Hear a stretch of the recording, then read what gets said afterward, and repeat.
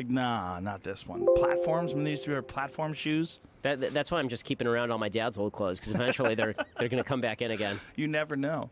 Yeah, the idea of fashion and culture also being like the same sort of mechanism that allows people to be variable when it comes to their gender, and that's.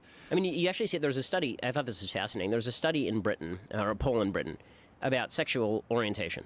And what it found was 95% of people over the age of 60 identified as exclusively heterosexual. Of people who are under the age of 30, only 42% identified as exclusively heterosexual. Wow. And it's like, okay, well, in 2 generations, it's not that half the population became bisexual, right? That is not a scientific thing. That means that people are open to suggestion about their sexual behavior, which you would assume.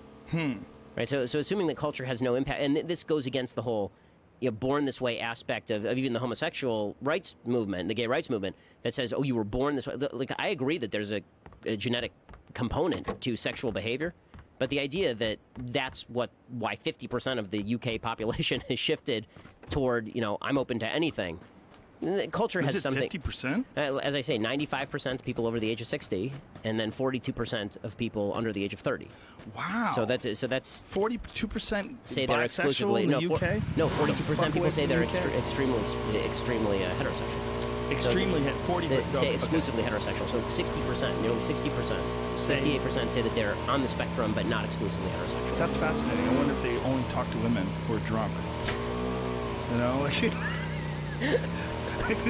Like young drunk girls, they get crazy. Like, but I think also there's it's like an Adam they're trying to there's an impress Adam people. Carolla thing, right, where Adam has a whole shtick about, like, in the future there's going to be a point where guys are considered gay if they won't kiss another dude. Like, what are you, gay? You afraid that you're gay? Kiss another dude and show me you're not gay. We've gone around the bend a little bit. We have. There's also this thing that I think happens very clear. Where you have teams, and you sort of have a line in the sand that you're not supposed to cross, and there's the right side, and there's the left side. And we have that in this country. We really don't have a third-party option. No. Like, our third parties are kind of a joke. And whenever you have 2 opposing viewpoints, people dig in. Have you seen this new documentary about William F. Buckley and Gore Vidal and the debates they had? No, I've heard about it. Is it any good? It's great. It's really interesting. Debates they had during the 1968 election, it's fascinating. I mean, I've watched some of those debates, but yeah. It's intense. Yeah, particularly the one where Buckley threatens to punch Vidal. Yeah, that was pretty he calls spectacular. him a queer and says, I'll sock you in the face and you'll stay plastered. You'll stay plastered. It's weird because it's You'll so... Stay plastered. Yeah. It's spectacular. And it's such it's so in the speak of the day, like 1968. He's got the Brahmin accent. It's great. Like, it's almost British accent. Yeah, it's fantastic. It's really interesting. And then, but these... I mean, it's that thing, this my team versus that team. And I think the left is guilty of it as much as the right is guilty of it. It seems like it's a real issue where there's a lot of people that have ideas and opinions that sort of cross party lines. But they vote on one side or another, and they vote for their team. I think that's right. I think that, especially in this last election, I think that was true. I think that people felt so alienated by the other side. Like, to understand a lot of people who voted Trump, you have to understand that there are a lot of people in the country who felt insulted by the left. They were just sick of being called racist, sexist, bigot, homophobes every time someone wanted to advance a policy on the left. And so they said, okay, screw that. At least Trump's not calling me that. Right. So I'll do that. And then there are a bunch of people on the left who now feel insulted by Trump's even presence, and they think all the people who voted for Trump are those people fighting bigotry and homophobia by voting against Trump. Again, it would go back to this, and there's a hardening of it. There's not one bubble in the country. There's 2. The right likes to accuse the left of being in a bubble in the coast. There's a bubble on the right too, which is the idea that every piece of the media is lying to you. Right? The New York Times is always fake news. Everything is fake news. You don't like it, it's fake news. These bubbles are not healthy for the Republic. I mean, we can't have conversations with each other if we do this routine. No, deception is not healthy across the board. And there's another thing that's going on where everybody's a Nazi. Like, I've never heard people called a Nazi more than I have over the last 6 months. I mean, it's been crazy. If you support Trump, you're a Nazi. You're a neo-Nazi. You're somehow or another, you're a fascist. If you didn't vote for Hillary, you're a Nazi. Like, some people have boiled it down to, like, the purest form.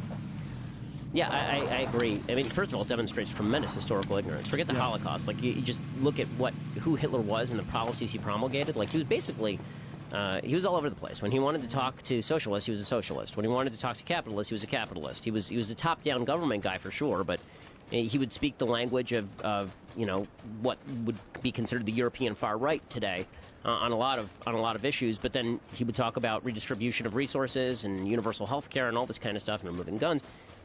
But he's just a convenient club. I mean, it's just a convenient club because then, and then this is the part that scares me. Once you say that somebody is Hitler, then it actually becomes obligatory to physically resist them. Then you can't have a conversation with Hitler, right? Like once you say somebody's Hitler or the KKK, what are you going to do? Have a conversation with them? At the very least, you won't talk with them, and at the most, you might try to punch them. That is really a problem with the nomenclature, right? That's really a problem with identifying someone in that way. That they are someone that you have to resist, and they are someone who cannot be reasoned with. They are someone who is absolutely evil. There's no variables or variance in their behavior. And listen, I like fiery political rhetoric. I find it fun, but I think that once you label somebody, completely evil, you have a responsibility not to debate with them. You have a responsibility not to talk with them. Even the conversation legitimizes them. Yeah. I mean, listen, I'm sure you're going to get a bunch of shit from people for even having me on because the idea is going to be, well, how could you have on somebody like Shapiro? You're legitimizing his point of view by having him on. I know a lot of people who I politically disagree with who have had that experience. Will have me on their show, and it's like, how dare you have Shapiro on because you're just granting him cover. Or we can just have a conversation and maybe we'll disagree and maybe we'll agree. Yeah, I really don't give a fuck about those people. I think that's a silly conversation. I feel like you should talk to everybody. And if you disagree or agree, I have friends on that. My friend yesterday I had on Eddie Bravo, he believes in everything's a fucking conspiracy. I disagree with him wildly, and I love him like a brother. I don't think you have to agree with people, and I don't think you have to... the idea that you can't just have a conversation with someone about something and see if you can find middle ground or see if you could clearly define their point of view or find their perspective, that's missing today in a weird way. And one of the weirdest things about the election was the ping pong match between the left and the right as played out on national television by the media. I would watch, especially cable news, I would watch Fox News and then go to CNN and go back and forth, flip channels. You have that previous channel button on the DirecTV? Yep. I would just put it on both of them and go, what's really happening? It's two different worlds. My mom said this in 2012 with Romney and Obama. If you read the right-wing media, there's no way Romney was going to win. And if you read the left-wing media, there was no way Romney was going to win. And she said, which one of these do I believe? And I said, it's probably somewhere in the middle. I have a basic rule, which is that if you have a New York Times report and then you have a report from my site, the Daily Wire, and they share the facts, you can probably assume the facts are true. But the opinions that are, embedded with the facts, those are opinions. Right. And that's what's so hard about, I think, the modern media landscape is trying to separate the facts from the opinion. And so this is why when Trump says fake news, he's not wrong that CNN hates him and the New York Times hates him. He's right about that. But just labeling it all fake news is inaccurate also because most of what they're reporting is true. Right, it's just that it's biased. Something can be both true and biased. Yes. Right, I'm true and biased. Right, I say things that I think are factual, but I'm obviously conservative. That's my point of view. Tough shit. So and you're a commentator. That's what you do. Half of it is, riling people up, saying provocative things. This is where I think the right is correct about CNN and the New York Times and some of the other networks. If you ask the right, what pisses you off more, CNN or the MSNBC? Most people on the right will say CNN, not MSNBC. Because MSNBC is honest enough to say we're on the left, and CNN pretends we have no bias. We're above all that. Same thing with the New York Times. We're above all that. And then they run the most egregiously biased headlines. And we go, well, if they're lying about that, they're lying about everything. One of my most fascinating characters of this whole play was Scott Adams. And particularly because Scott Adams, when I had him on my podcast, he was saying he doesn't even vote.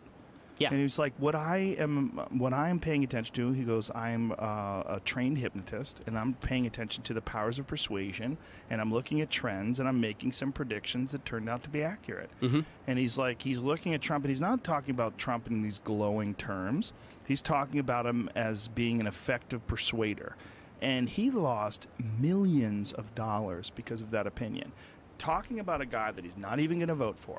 This is all leading up to the election where people were fucking furious at him. Yeah. And even more furious at him after Trump won, because he would do those coffee with Scott things where he does on Periscope, where he wakes up and he just starts asking questions, and he's so measured and calm. And he had a podcast recently with Sam Harris where I think he was just like, little too far over the edge of apologizing for some of Trump's behavior and sort of attributing some of Trump's behavior to that you could say was incompetence and attributed to like some sort of a master plan. This is my only quarrel with Scott, I think, is that he tends to believe that everything Trump does is 987-degree underwater, upside-down, hungry hippos. Like, everything is just... it's all just acts of genius, and it's 3 steps down the road. And, instead of, like, stumbling his way to victory. I knew everyone involved in the campaign. Like, every single person who was involved in the campaign I knew. This was a stumble their way to victory. Like, it is amazing. The minds, human beings are, we need to think, it's sort of like the Joker says in The Dark Knight. We need to think there's a plan. We always need to think there's a plan. And so if Trump won, it must be because there was some master plan that he unveiled over the course of the campaign. 3 weeks before the election, he was caught on tape saying that he wanted to grab women by the P word. No, there was no master plan. Right. Okay, it's just that Hillary was an awful candidate and no one liked her. Okay, the idea that Trump was, like, even the idea that there was, like, broad national movement for Trump that wasn't there for other candidates. He won fewer votes in Wisconsin than Mitt Romney did, and he won the state. And that's because no one liked Hillary. I mean, this is the untold story of the election. Is this was not a referendum on Donald Trump. This was a referendum on Hillary Clinton, particularly in the heartland, and people hated her guts. Right? Barack Obama won Ohio walking away. Everyone talks about Michigan and Pennsylvania and Wisconsin. Nobody talks about Ohio. Trump won Ohio walking away. One of the reasons he won Ohio walking away is because in 2012, Barack Obama really drove out the black vote. The percentage of the black vote typically in Ohio is like 10% of the general vote. In 2012, it was like 13 to 15% of the general vote, and that was the entire margin of victory for Obama in the state of Ohio. Hillary got, closer to sort of the traditional percentages, and she lost in a whopping blowout in Ohio. No one likes Hillary Clinton, and the left was so arrogant that they thought we can take the most unpopular, unlikable, unqualified, nasty, boring human being anyone has seen for 20 years, and we'll run her. She's the one we'll run. But do you understand how incompetent you have to how incompetent do you have to be to lose to a celebrity game show host?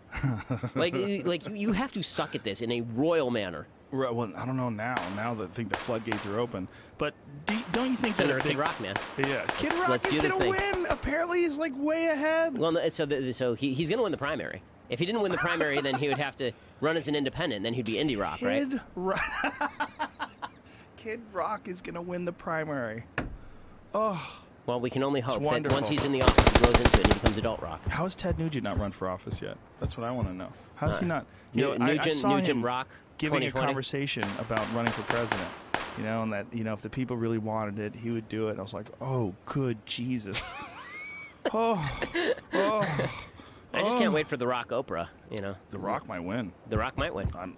If Oprah ran in 2020, yeah, The Rock with Oprah. It's a fucking dual slam dunk. Oh, man. Yeah.